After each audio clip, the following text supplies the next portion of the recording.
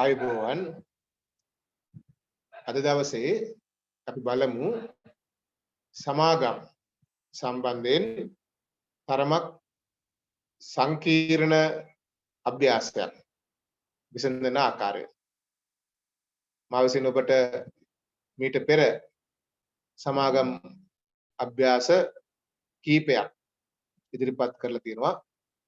ඊට සාපේක්ෂව මෙම අභ්‍යාසය තරමක් සංකීර්ණ ස්වභාවයේ අභ්‍යාසයක්. අපි මුලින්ම අභ්‍යාසය විසඳීමට පෙර මේ අභ්‍යාසය මොන වගේ අභ්‍යාසයක්ද කියන එක අපි බලමු. මේ අභ්‍යාසයේ තියෙන ශේෂ පිරික්සුම, ඊට අමතරව මේ අභ්‍යාසයේ තියෙන අමතර තොරතුරු මොනවාද කියන එක. මේ අභ්‍යාසයේ විකුණුම් පිරිවැය, තොගය, විකුණුම් වියදම්, මිකම්, දේපල විපකර දායකගේ බැංකු ණය වගේ ශේෂ පිරික්සුමේ සමාගම් සම්බන්ධයෙන්ම වැදගත්, ඒ සම්බන්ධයෙන්ම අහන්න ලැබෙන වචන ඇතුළත් ශේෂ පිරික්සුමක්. උදාහරණයක් හැටියට කල්බදු භාවිත අයිතිය, කල්බදු භාවිත අයිතිය සේවෙන් කිරීම, කල්බදු ණය හිමි, යූ කල්බදු කියන මෙන්න මේ ටික ඔක්කොම කල්බදු සම්බන්ධයෙන්. ඊට අමතරව හානි කරන ලාභ, ලාභාංශ ගෙවීම, ආදායම් බදු ගෙවීම, මේ අලුත් එකක් තියෙනවා සීමා සහිත ඩීල් සමාගමේ කොටස් වල ආයෝජනය කිරීම. මේක මේ ආයෝජනය දැන් වත්කමක් ලෙස දීලා තියෙන එකක්. අලුතෙන් ඩීල් සමාගම කියලා කෑල්ලක් එකට එකතු කරලා ලද ලාභාංශ නඩුවන්දි වෙන් කිරීම, වගකීම් සහතික වෙන් කිරීම. දැන් මෙතන තියෙනවා මේ මහජන බැංකු ජංගම ගිණුමේ හරශේෂයක්, ලංකා බැංකු ජංගම ගිණුමේ බැරශේෂයක්. කියන්නේ අයිරාවක් ඒක. ඒකට සුළු මුදල් ශේෂයක්, ත්‍රිමාසික භාණ්ඩක්, මේ හතරම cash and cash equivalent. මුදල් හා මුදල් සමානද. මුදල් හා මුදල් සමානද අපි මූල්‍ය තත්ත්ව ප්‍රකාශයේ ජංගම වත්කම් වල ඉදිරිපත් කරන්න ඕනේ. ඊළඟට ස්ථාවර තැන්පතු වසර 5ක් සඳහා. ඒ කියන්නේ එක ජංගම නොවන වත්කමක්, පොලී ආදායම. අපි බලමු ඊට පස්සේ අමතර තොරතුරු වල තොගේ සම්බන්ධයෙන් තොරතුරක් දෙනවා. ඊළඟට ආයත තොගේ විනාශ වීමක් සම්බන්ධයෙන් සාය සඳහා වන්දි ලැබීමක්, රක්ෂණ වන්දි. ශේෂ පරීක්ෂමේ වියදම් විශ්ලේෂණය දෙනවා. ශේෂ පරීක්ෂමේ හිමිකම් විශ්ලේෂණය වෙනම දෙනවා. දේපල පිරිත උපකරණ වල ගිය අවුරුද්දේ අවසානයේ තිබ්බ දේපල පිරිත උපකරණ සටහන ගිය අවුරුද්දේ මූල්‍ය ප්‍රකාශන වලින් උපුටාගෙන දෙනවා. ඊළඟට ප්‍රත්‍යාගණනයක් සම්බන්ධයෙන් හා ශේෂ සම්බන්ධයෙන් කියනවා. කල්බදු සම්බන්ධයෙන් වෙනම ගැලපීමක්, අඩමාන ණය වෙන් කිරීම හෙවත් හානි කරන ලාභ සම්බන්ධයෙන්, නඩු වන්දි සම්බන්ධයෙන්, වගකීම් සහතික සම්බන්ධයෙන්, ආදායම් බදු, පොදු සංචිතයට මාරු කිරීමක්, අධ්‍යක්ෂ විසින් මූල්‍ය ප්‍රකාශන අනුමත කරපු දින. අපෙන් අහනවා ලාභ හෝ අලාභ හා වෙනත් විස්තීර්ණ ආදායම් ප්‍රකාශය, මූල්‍ය තත්ත්ව ප්‍රකාශය, හිමිකම් වෙනස් වීමේ ප්‍රකාශය සහ සටහන්. මේ වගේ අභ්‍යාසයක් අපිට ලැබුණාම අපි දන්නවා අය අලුතෙන් කියන්න දෙයක් නැහැ. විභාග අභ්‍යාසයක තුනත් අපි අභ්‍යාසය ඉක්මනට රූල් කරගන්නවා. ඉතින් බලමු එහෙම රූල් කරගත් අභ්‍යාසයක් තුළ මම ඔබට පිළිතුරු ඉදිරිපත් කරන්නම්. බලමු කොහොමද මේ ගැළපිලි එකින් එක අපේ අභ්‍යාසය විසඳීම සඳහා භාවිතා කරන්න කියන එක. ඉස්සෙල්ලාම අපි ගමු මේ භෞතික තොගේ හා මේ තොග හානිය සම්බන්ධයෙන් ඉදිරිපත් කළ තියෙන තොරතුරු ටික. 3,50,000ක මාර්ගස්ථ තොගයක්. ඉතින් මේ මාර්ගස්ථ තොගයට එකතු වෙන්න ඕනේ. අවසන් තොගයට එකතු වෙන්න ඕනේ. ඒකට හේතුව තමයි මේ මේ ගැළපීමේ විශේෂයෙන් කියනවා 2021 3 දක්වා ඇති තොගය ව්‍යාපාරයේ ගබඩාවේ තිබූ භෞතික තොගය. එම තොග අගය තුල පහත ඒවා ඇතුළත්ව නොමැත. ගබඩාවේ තිබූ තොගය තුල මාර්ගස්ථ තොගයක් තියෙන්න බෑ. මොකද මාර්ගස්ථ තොගය කියන්නේ තාම මග තියෙන තොගය. සක්කර හේතුවක් මත මේ තොගය තාම ව්‍යාපාරයට අරන් ඇවිල්ලා නැහැ. ඒක අපි අපේ තොගයක් අපේ අවසන් තොගයට අපි එකතු කරන්නේ. ඊට විකිණීමේ හෝ ආපසු එවීමේ පදනම මත යවා ඇති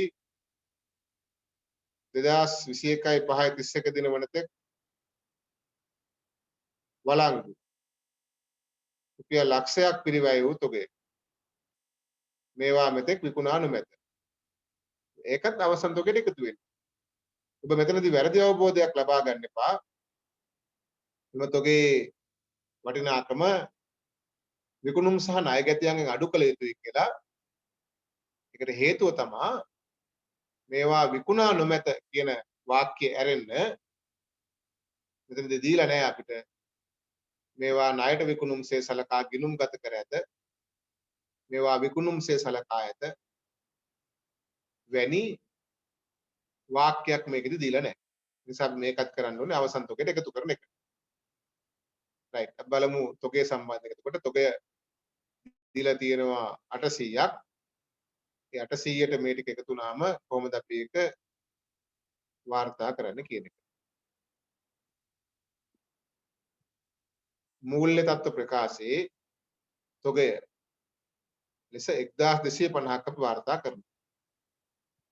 ඒ වගේම විකුණුම් පිරිවැය සංශෝධනය කරද්දී මේ විකුණුම් පිරිවැය දීලා තියෙන ශේෂයෙන් 1200ක ශේෂයක් දීලා තියෙනවා. මේ ශේෂයෙන් මේ මාර්ගස්ථ තොගය සහ විකිණීමේ හෝ ආපසු එවීමේ පදනම මත එවූ තොගය අඩු කරන්න ඕනේ.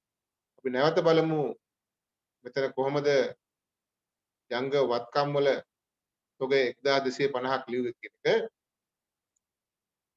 තොගයේ ලෙස අපිට දීලා තියෙන 800ක් ශේෂ පිරික්සුමේ. ඒ 800ට 350ක් සහ 100ක් 350යි 100යි 450යි 450යි 800යි 1250ක් තොගය. ජංග වත්කම් වල තොගය 1250ක් ලෙසත් විකුණුම් පිරිවැය යටතේ දෙක දැන් මේ 1200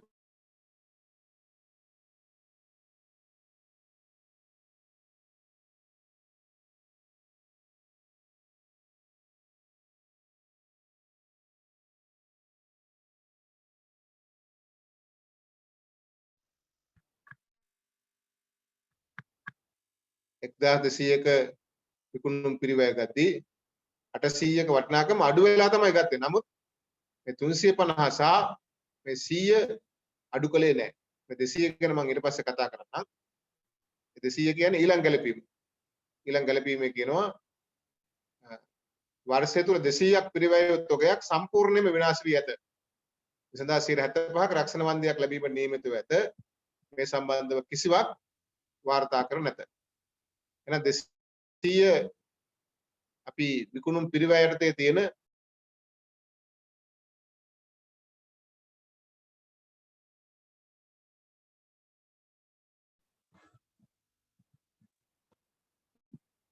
අපි 200 විකුණුම් පිරිවැය යටතේ තියෙන වටිනාකමෙන් අඩු කරන්න ඕනේ. අපි බලමු ඒක කරලා තියෙන හැටි.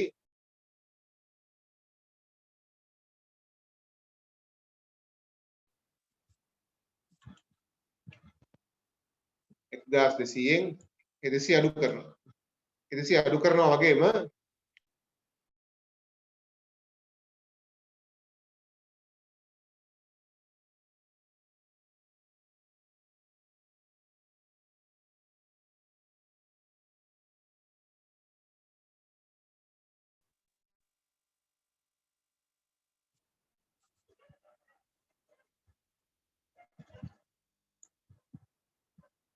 ඒ 200 මේ විකුණුම් පිරිවැයෙන් අඩු කරනවා වගේම මේ වෙනුවෙන් ලැබිය යුතු රක්ෂණ වන්දිය 75ක්.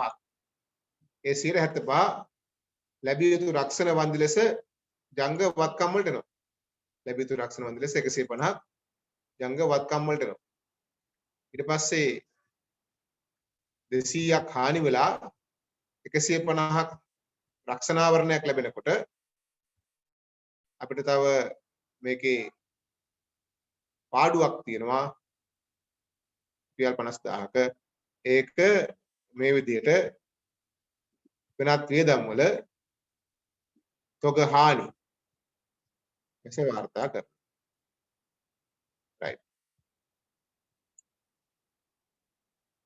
ඔන්න එතකොට අපේ ශේෂ පරීක්ෂමේ තියෙන වියදම් විශ්ලේෂණය 750යි 50යි 800යි 800යි 600යි 1400යි. බලමු මේ 1400 ශේෂ පරීක්ෂමේ ඒ ලෙසම තියනවාද? මේ තියෙන වියදම් 1400ක්. මේ වගේ වෙලාවක මේ වියදම් ටික මේ විදිහටම අපි අපේ අභ්‍යාසයේ විසඳන තැන පෙර වැඩවල බෙදා හැරීමේ වියදම්, පරිපාලන වියදම් හා වෙනත් වියදම් ඇත්තේ ශේෂය ලෙස දක්වනවා. මේ ශේෂය ලෙස අපි අර දීලා තිබ්බ වටිනාකම් ටික ලිව්වා. ඊට පස්සේ ඒ ගැළපීම එච්චරයි. ශේෂ පරීක්ෂමයේ දක්වා ඇති හිමිකම් 1500යි 500 2000යි 2100යි 2600යි. බලමු අපි 2600ක් හිමිකම් ලෙස තියෙන්නේ කියලා. ඔව් 2600ක් හිමිකම ලෙස වාර්තා වෙලා තියෙනවා. ඒක හිමිකම් වෙනස් වීමේ ප්‍රකාශයට අපි ගෙනියන්න ඕනේ. හිමිකම් වෙනස් වීමේ ප්‍රකාශයේ සාමාන්‍ය කොටස් වල ආරම්භක ශේෂය බලන්න 1500ක් ප්‍රත්‍යාගන්නේ 300ක් හොඳවාගත් ලාභේ 300ක්. ඔබ කිසිම විටක එතන මේ 500ත් 1500ත් දෙක එකතු කරලා 2000ක් ලිව්වොත් එහෙම ඒක වැරදි. 2000ක් ලිව්වොත් ඒක වැරදි. ඒ නිසා අපි ඒක වෙනම 1500 වෙනමත් 500 වෙනමත් හඳුනා ගන්න ඕනේ. මේ 500 කොටස් නිකුතුව. ඒ කොටස් නිකුතුව අපි වෙනම වාර්තා කිරීමක් කරන්න ඕනේ. කොටස් නිකුතුව වෙනම ලියන්න. අනිත් ශේෂයන් මේ විදිහට අපි ලියනවා. ඊට පස්සේ දේපල පිරියත හා උපකරණ සටහන ගිය අවුරුද්දේ. දැන් මේක ටිකක් අපි අධ්‍යයනය කරන්න ඕනේ. මේක පොඩ්ඩක් බලන්න ඕනේ. මේක මොනවද මේ වෙලා තියෙන්නේ? 1500 ගොඩනැගිලි ශේෂයක් තිබිලා ඒක ප්‍රත්‍යාගණනයක් වෙලා තියෙනවා 300ක ප්‍රත්‍යාගණන ලාභයක්. මේ 300 ප්‍රත්‍යාගණන ලාභය තමයි පුතේ මේ තියෙන්නේ. ඒක තමයි අපි හිමිකම් වෙනස් වේ ප්‍රකාශ රංගිල්ලුවේ. ගොඩනැගිලි වල සම්පතිස්ස බිඳුවක් වෙලා මේ ධාරණ අගය ප්‍රත්‍යාගණන අගයෙන්ම ඇවිල්ලා තියෙනවා. මේ බඩු උපකරණ 500ක් තිබෙක 200ක සම්පතිස්සයක් එක්ක 300කුත් අවසාන එකතුවත් අපිට දීලා තියෙනවා 1600. බලමු ශේෂ පරීක්ෂමේ දේපල පිරියත හා උපකරණ ලෙස ඔබට දීලා තියෙන වටිනාකම කීයද කියලා. මේ 1600. ඒ කියන්නේ මේ වටිනාකම. මෙන්න මේ වටිනාකම තමයි අපිට දීලා තියෙන්නේ. දැන් අපි අපේ මේ වර්ෂයේ දේපල පිරියත උපකරණ සටහනට මේ වටිනාකම් ගේන්න ඕනේ. එතකොට අපි ගොඩනැගිලි වල ප්‍රත්‍යාගන්න අගය තමයි ශේෂය ලෙස ගේන්නේ. කාර්ය උපකරණ 500ක් තිබ්බා. ඒක ඒ විදිහටම අපි ගේනවා මේ 500. ඒක 200ක ෂෙයර්ත් අපි හඳුනා ගන්න ඕනේ. මොන අපි 200 ෂෙයර්ත් අපි හඳුනා ගන්නවා. ඉතින් නමුත් ගොඩනැගිලි ෂෙයර්ක් නැහැ.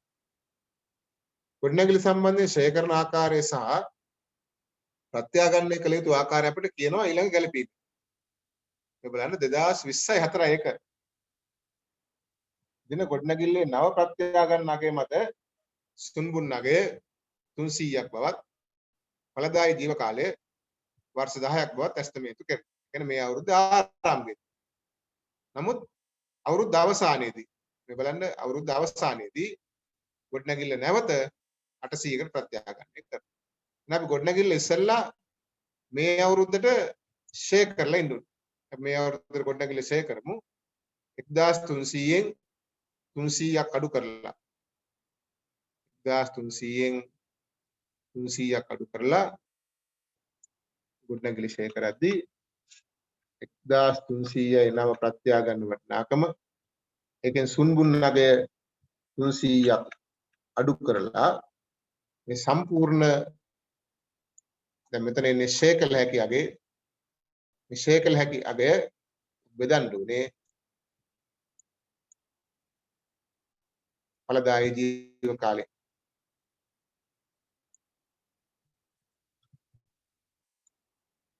ඵලදායී ජීව කාලේ අවුරුදු 10ක්.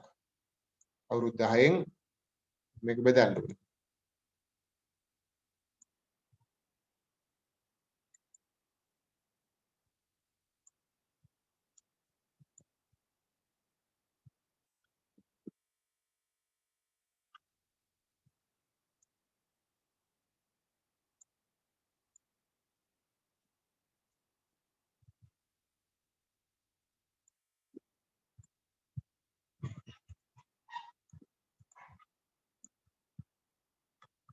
අවුරුදු 10න් බෙදුවාම අපිට ලැබෙනවා 100ක ෂෙයා. වාර්ෂික ෂෙයා 100ක් සමානයි 100ක් ලක්ෂයක්. අනේ ලක්ෂය අපි දේපල ප්‍රියත හා උපකරණ සටහනේ ගොඩනැගිලි ෂෙයා ලෙස වාර්ෂික ෂෙයා ලෙස හඳුනා ගන්නවා. ඒ වගේම කාර්ය උපකරණ සම්බන්ධයෙන් අපිට ෂෙයා අනුපාතය දීලා තියෙනවා 120ක්. 500 120ක් කියන්නේ 1 ලක්ෂයක්. එතකොට ලක්ෂ දෙකක් වාර්ෂික ෂෙයා. ඒක අපි පරිපාලන වියදම් වල ෂෙයා ලෙස වාර්තා කරනවා. දැන් අපි ගොඩනැගිල්ල නැවත ප්‍රත්‍යාගන්නයක් කරනවා. ඒ ප්‍රත්‍යාගන්නේදී අපි ෂෙයා ඉවත් කරනවා. අපි කියනවා ෂෙයා ඉවත් කිරීම. ෂෙයා ඉවත් කරනවා. ෂෙයා තීරුවෙන් අයින් කරද්දී පිරිවැය තීරුවනොත් අයින් කරන්න ඕනේ.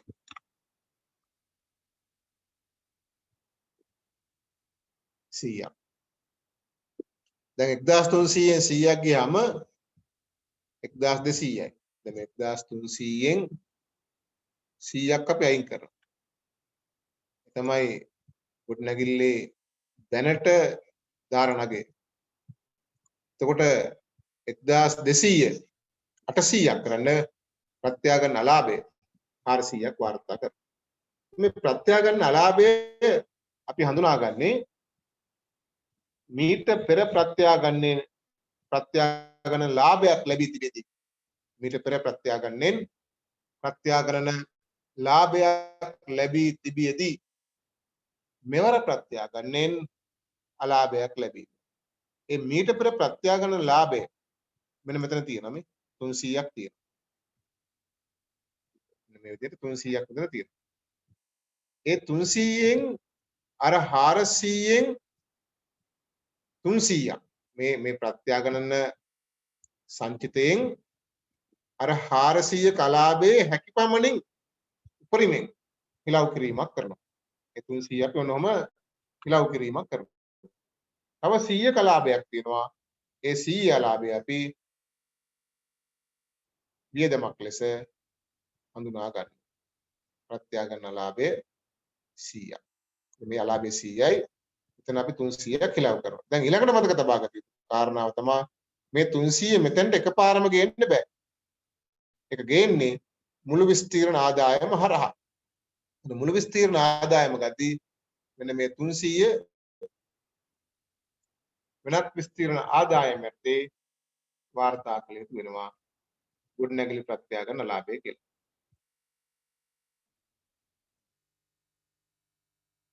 right.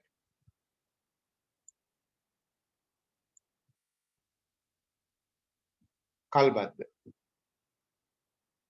2019 4 අපි දැන් මේ ඉන්නේ 2021 3 31. ඉන්නේ 2021යි 330කින්. මේට අවුරුදු දෙකකට කලින් තමයි මේ සිද්ධිය වෙලා තියෙන්නේ. 2500ක මෝටර දෙයක් කල්බදු පදනමට අරන් තියෙනවා.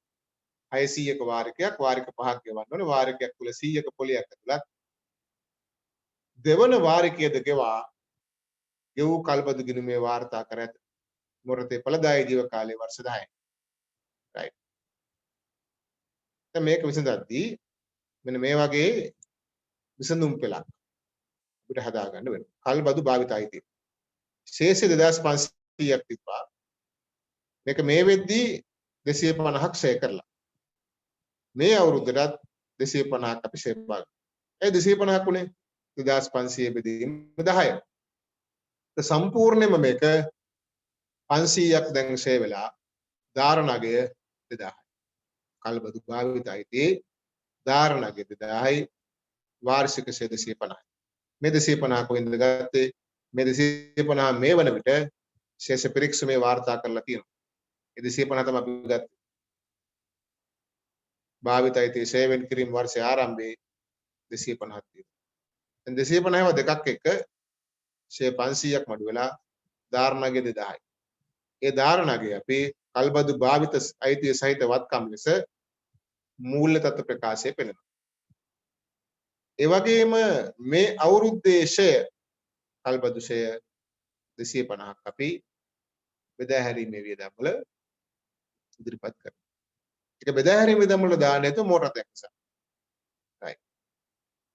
ඊට පස්සේ කල්බදු ණය හිමි වෙනම ගිණුමක් ගහලා හරි එහෙම නැත්නම් මේ විදිහට ගණනය කිරීමකින් හරි අපි කල්බදු ණය හිමි හොයාගන්න ඕනේ.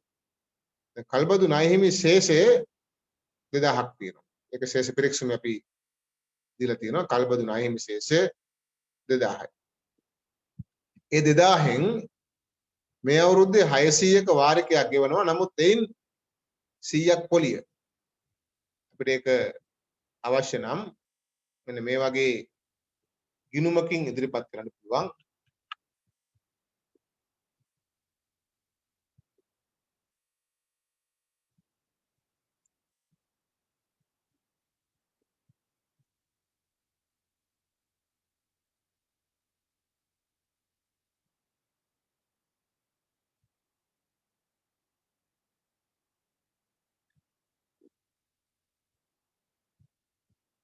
ගන්නවා මේ ගිණුම කල්බදු භාවිත අයිතිය කල්බදු ණය හිමි ගිණුම කල්බදු ණය හිමි කල්බදු ණය හිමි ගිණුමේ අපි දර පැත්තේ මේක වලට කරලා පෙන්නන්න ශේෂය ආරම්භක ශේෂය මේ අවුරුද්ද පටන් ගන්න ශේෂය 2000ක් තියෙනවා. 2500ක ණයක් තිබ්බේ. ගිය අවුරුද්දේ වාරිකේ ගෙවලා. මේ අවුරුද්දේ 1000ක ශේෂයක්. ඒකේ මේ අවුරුද්දේ පොලිය 100යි. පොලිය 100යි. වාරිකයක් ගෙවලා තියෙනවා. වාරිකය 600ක්. දැන් මේක අපි තුලනය කරොත් කල්බදු ණය හිමි ගිණුම ගමු තුලනයක් මෙහෙම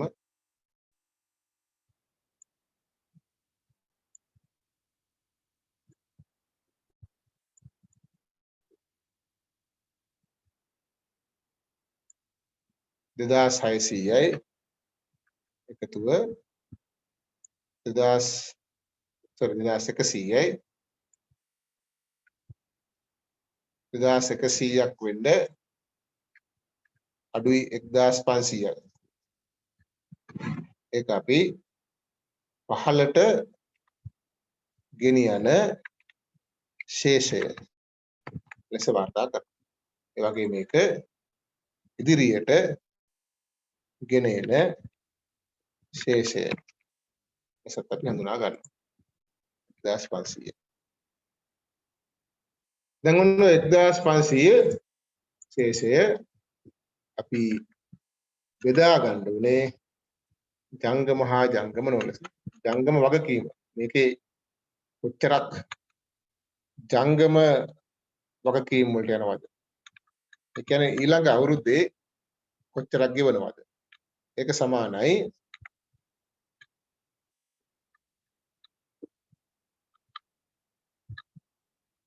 ඊළඟ වාර්ෂික වාරිකය අඩු කිරීම එහි පොලිය. ඊළඟ අවුරුද්දේ ගෙවන්න යන වාරිකය අඩු කිරීම එහි පොලිය. එහෙනම් අපි ඒක ගත්තොත් එහෙම සමානයි ඊළඟ වාර්ෂික වාරිකයත් 600යි. එහි පොලිය 100යි සමානයි 500යි. අනේ 500 අපි මූල්‍ය තත්ත්ව ප්‍රකාශයේ ජංගම වගකීම් වල කල්පතු ණයෙන් මිස් කරනවා. එතකොට මේ 500න් 500 ගත්ත අපි 1500න් තව 1000ක් ඉතුරුයි එක ජංගම නොවන වගකීම් වල වාර්තා කරනවා. මෙතනත් ඒ ගණනය කිරීම කරලා තියෙනවා. කල්පතු ශේෂය 1500ක් ඉදිරිපත් කරලා තියෙනවා. රයිට්. ඒ විතරක් නෙවෙයි කල්පතු පොලිය අපි මූල්‍ය වේදම් වල වාර්තා කරන්න ඕනේ. ඊළඟ ගැලපීමට යමු. 8 අඩමාන ණය වෙන් කිරීම හානි කරන අලාභ සඳහා වෙන් කිරීම 10ක්. අපේ ශේෂ පෙරෙක්සුමේ ණය ගැතියු වෙළඳ ලැබිය යුතු දෑ තියෙනවා 500ක් 50යි. 10ක් කියන මේකෙන් 50යි. දැන් 40ක් වෙන් කරලා තියෙනවා. එහෙනම් ඌණ වෙන් කිරීම අඩමාන ණය ඌණ 10යි. ණය ගැතියු 500න් 50ක් ගියාම 450යි. රයිට්. ඊළඟ ගැලපීම මේ සමාගමෙන් ඉවත් කළ සේවකයෙක් රුපියල් ලක්ෂ 5ක වන්දියක් ඉල්ලා නඩුවක් දාලා තියෙනවා. සමාගමේ නීතිඥවරයාගේ අදහසට අනුව ඒ සඳහා ලක්ෂ 2ක වන්දියක් වෙන් කිරීම සිදු කරලා තියෙනවා. නමුත් 2021/5/20 දින අධිකරණයේ විසින් ඒ සඳහා ලක්ෂ 3ක් ගෙවන ලෙසට තීන්දුවක් ප්‍රකාශ කරා. මේ ලක්ෂ 2 මේ වෙද්දී අපේ ශේෂ පරීක්ෂමේ බැරපැත්තේ තියෙනවා. අනුබන්ධ වෙන් කිරීම. මේක කොහොමද විසඳන්නේ කියලා බලමු.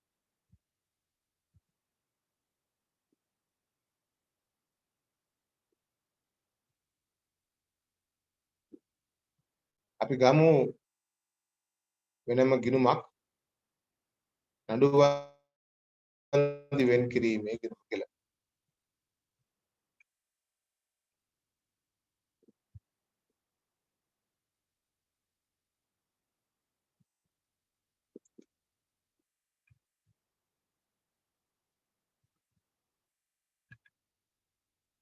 ඒකේ ශේෂය 200ක් තියෙනවා. දැන් මේක 300ක් කරන්න ඕනේ.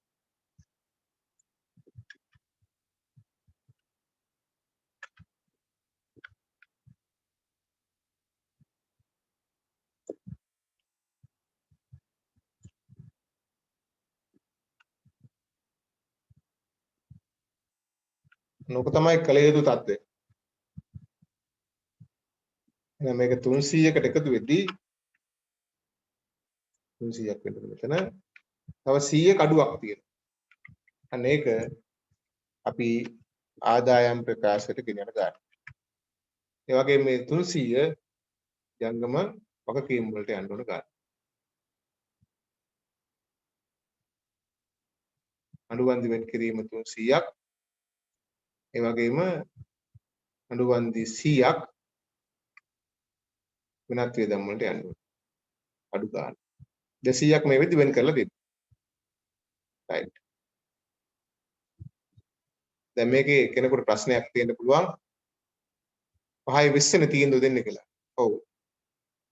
නමුත් 6:20 තමයි අනුමත කරලා තියෙන්නේ. මේක වාර්තා කරන දිනට පසුව ඇතිවන LKAS 10 ප්‍රතිපාදන අනුව ගලපන සිදුවීම. LKS 10 අනුව ගලපන සිදුවීම. right.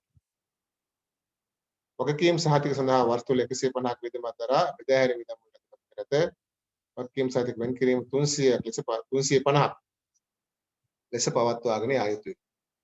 බලව වගකීම් සහතික වෙන් කිරීම කීයක් තියෙනවද කියලා? 300ක් තියෙනවා. ඒක 350ක් කරන්න. බලමු අපි කොහොමද ගිණුමේ වාර්තා කරලා තියෙන්නේ කියලා. 300ක් තිබ්බ එක අපි ඔන්න 350ක් කරනවා. 150ක වේදමක් මේ වෙද්දී දරලා එංගන ඔක්කොම 200ක් වියදම් ලෙස අපි හඳුනා ගන්න.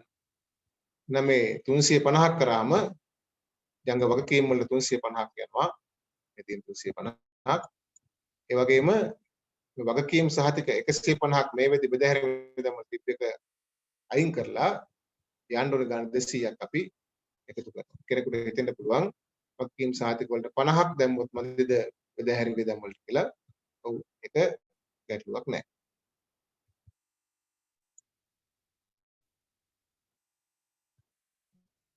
ආදායම් බදු ලාභය ගණනය කිරීමෙන් පසු හඳවාගත් ලාභයෙන් 200ක් පොදු සංචිතයට මාරු කිරීම බලමු එක් කරන්නේ මෙහෙමයි. හිමිකම් වෙනස් වීමේ ප්‍රකාශයේ පොදු සංචිතයට මාරු කිරීම කියලා 200ක් හඳවාගත් ලාභයෙන් අඩු කරලා පොදු සංචිතයට 200ක් එකතු කරනවා. right. ගැළපෙල ඉච්චරයි. බලමු ශේෂ පිරික්සුමේ තියෙන අයිතම වාර්තා කිරීම. විකුණුම් පිරිවැය ගත්තා, තොගය ගත්තා, විකුණුම් ආදායම් ප්‍රකාශයට වියදම් හා හිමිකම් ධාරණගේ ටිකක් ගත්තා. බැංකු ණය 2000ක් ජංග වගකීම් වල වාර්තා කරන්න ඕනේ. බැංකු ණය ජංගම නොවන වගකීම්. බැංකු ණය 2000ක් ජංගම නොවන වගකීම් වල මෙලෙස වාර්තා කරන්න ඕනේ. ඒ වගේම කල්බදු අයිතිය, භාවිත අයිතිය ශ්‍රේය වෙන් කිරීම, භාවිත අයිතිය කල්බදු ණය හිමි, ගෙවූ කල්බදු ඒව ගත්තා. වෙළඳ ගෙවිය යුත්තේ ජංග වගකීම් වලට ගෙනියන්න. වෙළඳ ලැබිය යුතු දා සහ හානි කරන ලාභ ගත්තා. අතුරු ලාභාංශ 250ක්.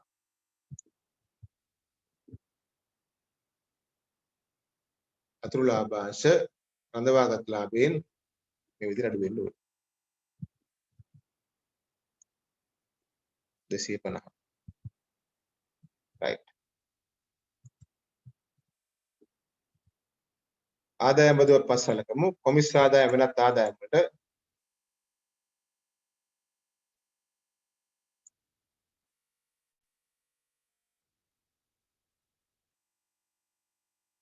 වෙනත් ආදායම් වලට කොමිස් 250ක් එක සටහනක් ලෙස ගන්න. ඊළඟට ඩීල් සමාගමේ ආයෝජනය ජංගම නොවන වත්කම් වල 1000ක්. ගෙවූ ලාභාංශ 100යි. ලද ලාභාංශ එක වෙනත් ආදායම් වල වෙනත් ආදායම් වල ලද ලාභාංශ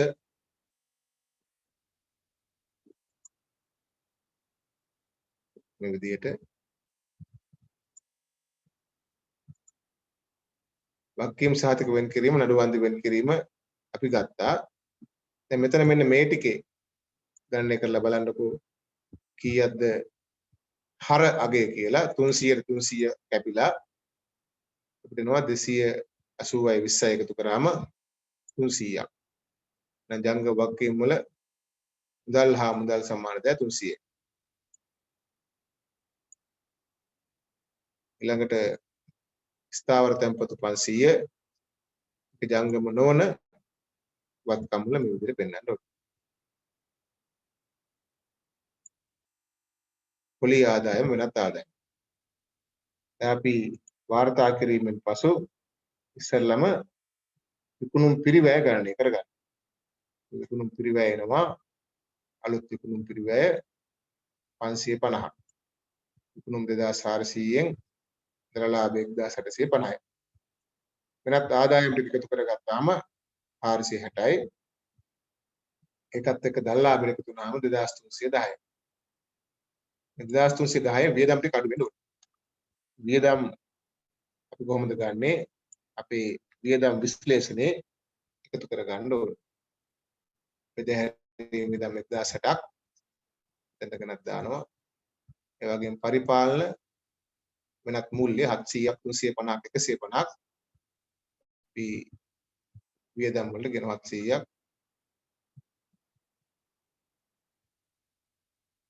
දෙසිය 50ක් 150ක් මෙතන නඩුවන්දි හරි ඔතන මෙතන එකතුව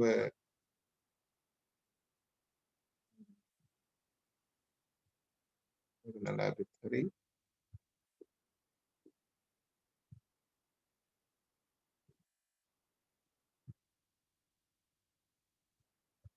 350ක් 150ක් ලෙස වෙනත් වියදම් 350ක් මූල්‍ය වියදම් 150ක් එතකොට 2260යි බදු පෙර ලාභය 50යි. ඒකෙන් 120ක් ආදායම් බදු ගැලපීම කියන ආකාරයට එතකොට ඒ 10 අඩු කරාම කාලච්ඡේද ලාභය 40යි. නමුත් ආදායම් බදු ගෙවලා තියෙනවා මේ වෙද්දි 300ක්. එහෙනම් ඒ 300න් 10ක් ආදායම් බදුට අයින් කරාම 290ක් ඉදිරියට ගෙවූ ආදායම් බද්දක් අපි හඳුනා ගන්නවා. රයිට් ඊට පස්සේ අර ප්‍රත්‍යාගන ලාභෙත් එක්ක එකතු කරගෙන ඒ මුළු විස්තීර්ණ ආදායම මේ විදිහට අපි හිමිකම් වෙනස් වීම ප්‍රකාශයට කියනවා. හිමිකම් වෙනස් වීම ප්‍රකාශය පස්සේ අපි සුළු කරනවා. ඒකේ සාමාන්‍ය කොටස් 2000ක් එන්න ජංගම ප්‍රකාශිත ප්‍රාග්ධනයට ප්‍රත්‍යාගන්නේ බිඳුවයි පොදු සංචිත 200ක් සහ දවාගත් ලාභයේ ඍණාගයක් 110ක් එනවා. දැන් අපි සුළු කිරීම කරගෙන ටික එකතු කරාම 6940කට මූලගත ප්‍රකාශය තුලණය වෙනවා.